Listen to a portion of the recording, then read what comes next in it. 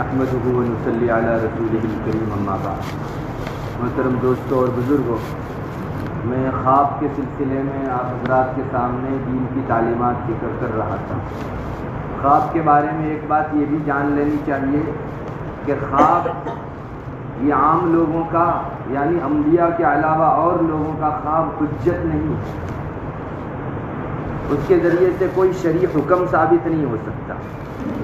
بہت سے لوگ اپنے خواب کو اتنی اہمیت دیتے ہیں گویا وہ اللہ تعالیٰ کی طرف سے آئی ہوئی وحی ہے۔ نہایت غلط چیز ہے۔ خواب پہلی بات تو یہ ہے کہ سب سچے نہیں ہوتے۔ نمبر 2 پر اگر خواب سچا بھی ہے تو اس کی تعویل ہوتی ہے، اور ممکن ہے کہ خواب دیکھنے والا یا وہ جس کو بتاوے وہ صحیح تعویل تک نہ پہنچ سکے۔ تو اتنے سارے خدشے اور اتنے سارے خطرے اور وہم ہونے کے بعد پھر اس خواب کو حجت کیسے مانا جا سکتا ہے؟ بہت سے لوگوں کے سامنے جب یہ باتیں ذکر کی جاتی ہے تو وہ کہتے ہیں نہیں مجھے خواب میں دکھا دیا گیا ہے اس لیے میں تو یہی کروں۔ ایک بات یاد رکھنی چاہیے کہ استخارے میں بھی اگر کوئی چیز دکھا دی گئی ہو لیکن وہ قرآن و حدیث کی ظاہری تعلیمات کے خلاف ہو تو استخارے پر بھی عمل کرنا جائز نہیں۔ کسی انسان کو ولی نے آ کر کچھ دکھایا اور خلاف شریعت حکم کر رہا ہے تو بھی چونکہ قرآن و حدیث جو ہمارے ظاہری دلائل ہیں وہ ان کے خلاف پڑھ رہے ہیں، اس بنیاد کے اوپر ان پر عمل کرنا جائز نہیں ہے۔ بہت سے لوگ اپنے سنسار کے متعلق یہ کہتے ہیں کہ مجھ کو خواب میں دکھا دیا گیا کہ میں اپنی بیوی کو طلاق دے رہا ہوں اس لیے میں تو طلاق ہی دوں گا، جبکہ کوئی وجہ نہیں ہے۔ شریعت میں ظاہری روح سے اس وقت طلاق دینا ایک مقبوض ترین امر ہے، اللہ تعالیٰ کو بہت ناپسندیدہ اور شرعی کوئی وجہ نہیں، پھر بھی آدمی اپنے خواب کو بنیاد بنا کر اگر طلاق دے دیتا ہے تو یہ آدمی اللہ کا گنہگار ہے، چاہے کسی ولی نے آ کر کیوں نہ دکھایا ہو اس کو کہ تم طلاق دے دو۔ اگر کسی کو استخارے میں یہ آئے کہ تم نماز نہ پڑھو تو کیا وہ نماز چھوڑ سکتا ہے اس بنیاد پر؟ یا کسی ولی یا فرشتے نے آ کر اس کو بتایا کہ فلاں کا مال چھین لو اور فلاں کی چیز تم استعمال کرنے لگو اس کی اجازت کے بغیر، تو ظاہری دلائل چونکہ اس کو چوری اور غصب سمجھتے ہیں، اس وجہ سے اس آدمی کے لیے جائز نہیں ہے کہ وہ خواب میں دیکھی ہوئی ان چیزوں کو حجت کا مقام دے اور ان چیزوں کو کرنے لگے۔ کوئی قاضی اگر خواب میں دیکھے کہ وہ کسی آدمی کے خلاف فیصلہ کر رہا ہے 2 گواہوں کی بنیاد پر کہ اس نے چوری کی ہے تو بیداری میں آ کر وہ اس کا ہاتھ نہیں کاٹ سکتا۔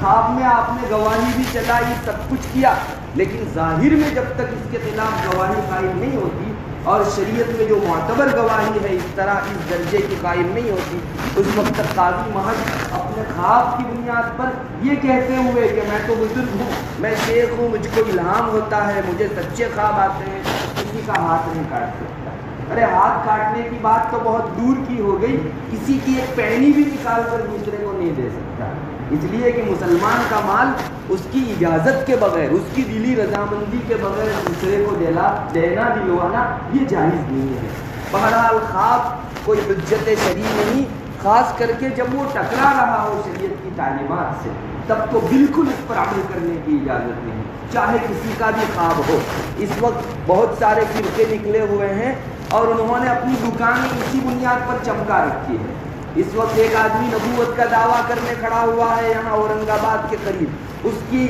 اپنی ساری خصوصی بنیادیں جو ہے وہ خواب پر ہے۔ وہ کہتا ہے کہ مجھے خواب میں یہ دکھایا گیا، میرے فلاں مرید کو یہ دکھایا گیا۔ ان بنیادوں کے اوپر وہ اگر کہنا چاہے تو اس کی بات نہیں مانی جائے گی۔ اس سے تو فرقے تیار ہوتے ہیں جو ضلالت اور گمراہی کا نشان ہوا کرتے ہیں۔ اس لیے خواب اگر شریعت کی کسی دلیل سے ٹکرا رہا ہے تو اس پر عمل کرنے کی گنجائش نہیں ہے، بلکہ اس وقت بیداری میں آپ کو جو کتاب دکھاتی ہے، قرآن کریم جو حکم کرتا ہے، سنت جو دکھاتی ہے، فقہ جو بتاتا ہے، اس پر عمل کرنا واجب ہے۔ تو بہت غلط ہے یہ کہ چند لوگ جو ہے وہ خواب کو حجت کی حیثیت سے پیش کرتے ہیں۔ بعض مرتبہ ہمارے یہاں اس طرح کے مقدمات میں ہم کہتے ہیں کہ طلاق کا یہ موقع نہیں ہے، شریعت کی روح سے بے وجہ طلاق نہیں دی جانی چاہیے، تو آدمی اس بنیاد پر اصرار اور ضد کرنے لگتا ہے کہ نہیں مجھے خواب میں بولا ولی نے آ کر بتایا نا کہ تو طلاق دے دے اس لیے اس میں خیر طلاق ہی نہیں۔ ظاہری دلائل آپ کو اگر منع کر رہے ہیں تو پھر آپ کو خواب پر عمل کرنے کی اجازت نہیں ہے۔ خواب میں ایگزیکٹ چیز نہیں دکھائی جاتی، اشارے دکھائے جاتے ہیں، اور اشاروں کو پرکھنا کہ اس کا یہی مطلب ہے یہ بھی کوئی آسان نہیں ہے۔ حضرات انبیاء علیہ السلام کو بھی جو خواب دکھائے جاتے ہیں بعض مرتبہ ان میں اشارے ہوتے ہیں، اور نبی پھر جو ہے وہ تعبیر کرتا ہے کہ اس خواب کا یہ مطلب ہونا چاہیے، اور یہ تعبیر کے ذریعے سے کسی مطلب کو پہچانا جا سکتا ہے۔ حضرت ابو ہریرہ رضی اللہ تعالیٰ عنہ، ان کی حدیث ہے، نبی اکرم صلی اللہ علیہ وسلم نے ارشاد فرمایا کہ مجھ کو خواب میں ایک مرتبہ دکھلایا گیا سرزمین کے جتنے بھی خزانے ہیں وہ سب جمع کر کے میرے سامنے رکھ دیے گئے، پوری زمین میں جتنے بھی خزانے ہیں وہ سب میرے سامنے رکھ دیے گئے ہیں، اور 2 کنگن یا 2 زیور ان میں سے وہ میرے ہاتھ میں رکھے گئے، اور مجھ کو تھوڑی دیر کے بعد بہت بھاری لگنے لگا یہ ہاتھ۔ آپ صلی اللہ علیہ وسلم فرماتے ہیں کہ مجھ کو یہ ہاتھ بہت بھاری لگنے لگا، اور میں زیادہ سنبھل نہ پاؤں اس درجہ مجھ کو گرا معلوم ہوا۔ خواب ہی میں مجھ کو بتایا گیا کہ تم اس کو پھونک مار دو، تو آپ صلی اللہ علیہ وسلم فرماتے ہیں مجھ کو پھونک ماری، یہ دونوں کے دونوں سونے کے کنگن جو ہے وہ اڑ گئے۔ آپ صلی اللہ علیہ وسلم فرماتے ہیں میں نے اس کی تعبیر نکالی کہ بعد میں 2 جھوٹے آدمی نبوت کا دعویٰ کرنے والے ہیں، یہ 2 کنگن وہ جھوٹے نبوت کے دعوے دار تھے، ایک تو یمامہ میں رہنے والا مسیلمہ کذاب، اور دوسرا صنعاء میں رہنے والا اسود عنسی۔ آپ نے نام لے کر بتایا، حالانکہ ابھی اس نے دعوے نہیں کیے تھے نبوت کے، آپ کے بعد دعوے کرنے والے تھے، مگر آپ صلی اللہ علیہ وسلم نے فرمایا کہ میں نے اس کی تعبیر یہ نکالی۔ اب دیکھیے کہاں کنگن ہے اور کہاں جھوٹے نبی، لیکن ایک نبی اپنی صداقت سے یہ بات طے کر سکتا ہے کہ دونوں سونے کے جھوٹے کنگن میں اشارہ تھا کہ تمہارے بعد یمامہ کا ایک آدمی دعویٰ کرنے والا ہے، وہ کہے گا کہ میں نبی ہوں، اور صنعاء کے اندر ایک شخص جو اسود عنسی نام کا ہوگا وہ بھی نبوت کا دعویٰ کرنے والا ہوگا۔ تو بہرحال یہ اشارات ہوتے ہیں، اور ہر آدمی کے لیے اشارے کو پہچاننا وہ بھی مشکل ہے، اور کوئی ضروری نہیں کہ وہ اشارہ جو آپ نے تعبیر کی راہ سے نکالا وہ اسی طرح تعبیر والا ہو جس طرح آپ نے تعبیر دی، کوئی کتنے ہی بڑے علم والا ہو، لیکن قطعیت کے ساتھ نہیں کہہ سکتا کہ اس اشارے کی یہی تعبیر ہے۔ ہاں ایک اندازہ ہوتا ہے، غالب گمان ہوتا ہے کہ عام طور پر اس کا یہی مطلب ہوگا، اور اس سے قریب قریب پھر وہ چیز واقع ہوتی ہے، ورنہ جب بڑے لوگ اس طرح کی قطعیت نہیں رکھتے تو ہم عامیوں کو خصوصاً اپنے خواب کے حوالے سے اتنی قطعیت نہیں رکھنی چاہیے، خصوصاً جبکہ شریعت کا کوئی حکم اس سے ٹکراتا بھی ہو۔ خود رسول اللہ صلی اللہ علیہ وسلم اپنے خوابوں کے اوپر اتنی قطعیت نہیں رکھتے تھے، چنانچہ حضرت عائشہ رضی اللہ تعالیٰ عنہ کی ایک روایت ہے، فرماتی ہیں ایک مرتبہ رسول اللہ صلی اللہ علیہ وسلم سے پوچھا گیا کہ ورقہ ابن نوفل ان کے متعلق آپ کیا فرماتے ہیں، وہ جنتی ہے یا جہنمی؟ آپ کو معلوم ہونا چاہیے کہ ورقہ جو تھے رسول اللہ صلی اللہ علیہ وسلم کی زوجہ مطہرہ حضرت خدیجہ کبریٰ رضی اللہ تعالیٰ عنہ کے چچازاد بھائی تھے، یہ جاہلیت کے دور میں تھے، انہوں نے رسول اللہ صلی اللہ علیہ وسلم کا نبوت کا پورا زمانہ نہیں پایا، شاید ابتدائی زمانہ ممکن ہے پایا ہو، آپ صلی اللہ علیہ وسلم کی نبوت کا زمانہ وہ نہیں پا سکے، لیکن پہلے سے ہی وہ نصرانی مذہب اختیار کیے ہوئے تھے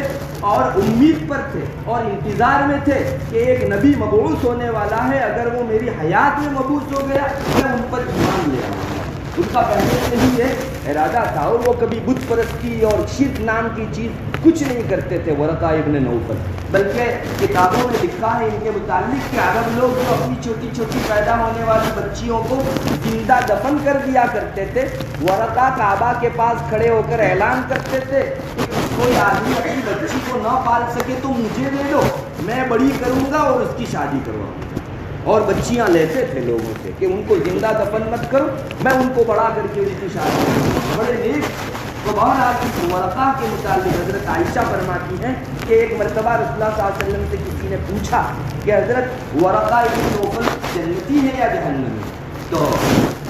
اسی روایت میں آگے یہ بھی ہے کہ حضرت خدیجہ کبریٰ فرمایا کرتی تھی کہ یا رسول اللہ وہ تو آپ پر ایمان لاتے ہی تھے، لیکن آپ کی نبوت کا اعلان ان کے دنیا سے جانے تک کبھی ہوا نہیں تھا۔ تو اس وقت آپ صلی اللہ علیہ وسلم نے کیا جواب دیا، آپ دیکھو ایک نبی ہے لیکن خواب کی بنیاد پر قطعی حکم نہیں لگا رہا ہے. آپ صلی اللہ علیہ وسلم نے فرمایا مجھے خواب میں ورقہ ابن نوفل دکھائے گئے. میں نے خواب میں دیکھا ورقہ ابن نوفل کو. ان کے بدن کے اوپر انہوں نے سفید کپڑے پہن رکھے تھے، جس سے میں دلیل سمجھتا ہوں کہ یہ جنتی نہ ہوتے تو سفید کپڑے ان کے اوپر نہ ہوتے، کیونکہ سفید کپڑا جنتی ہونے کا نشان ہے. آپ صلی اللہ علیہ وسلم نے یہ فرمایا کہ اگر ان کو جنتی نہ بنایا گیا ہوتا تو وہ دوسرے کسی کلر کے کپڑوں کے اندر ہوتے، سفید کپڑے کے اندر نہ ہوتے. آپ صلی اللہ علیہ وسلم قطعیت کے ساتھ نہیں فرما رہے ہیں، لیکن خواب کی ایک تعبیر فرماتے ہیں. جب وہی اتنے بڑے مقام پر رہتے ہوئے قطعیت نہیں رکھتا تو ہما شما کے خوابوں کا کیا شمار ہے. بہرحال یہ جو خواب کے متعلق ہم حجت کے درجے میں اس کو پیش کرتے ہیں وہ نہایت ہی غلط ہے. ایک مومن عامی کا خواب ممکن ہے سچا ہو اور ممکن ہے جھوٹا ہو، اور سچا ہو تو اس کی جو تعبیر بتائی گئی ویسی ہی ہو یا اس کے علاوہ کوئی اور تعبیر ہو، سب چیزیں ممکن ہیں. بہرحال بعض مرتبہ نبی اپنے خواب کی کچھ تعبیر کرتا ہے اور نکلتا کچھ اور ہے، ایسا بھی ہوا ہے احادیث میں. چنانچہ حضرت ابو موسیٰ اشعری رضی اللہ تعالی عنہ ان کی روایت کے اندر ایک چیز آتی ہے. آپ صلی اللہ علیہ وسلم نے فرمایا کہ مجھے خواب میں دکھایا گیا کہ تم کو ہجرت کرنی ہے، مکہ سے ہجرت کر کے جانا ہے ایک ایسے علاقے کے اندر جس جگہ کھجور کے درخت بہت سارے ہیں.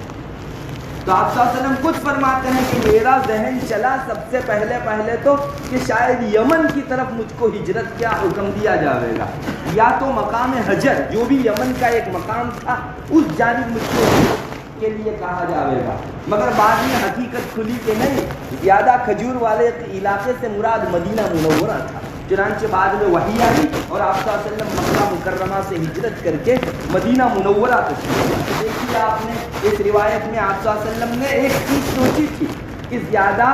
کھجور کے درخت جہاں ہیں اس جگہ ان سے ہجرت کر کے جانا ہے. علماء نے لکھا ہے کہ یمن کے ان دو علاقوں کے اندر بہت زیادہ کھجور تھے، کھجور کے درخت بہت سارے تھے. تو آپ کا اندازہ یہ ہوا کہ شاید یمن ہجرت کر کے جانے کا مجھ کو حکم ہوگا. مگر بعد میں چل کر اللہ تعالیٰ کی طرف سے جب وحی آئی تو پتہ چلا کہ نہیں، وہ زیادہ کھجور والے علاقے کے ساتھ. پھر اسی روایت میں آپ صلی اللہ علیہ وسلم آگے فرماتے ہیں میں نے خواب میں دیکھا کہ میں نے تلوار کو ہلایا تو تلوار کا سینہ یعنی بیچ تلوار ٹوٹ گئی.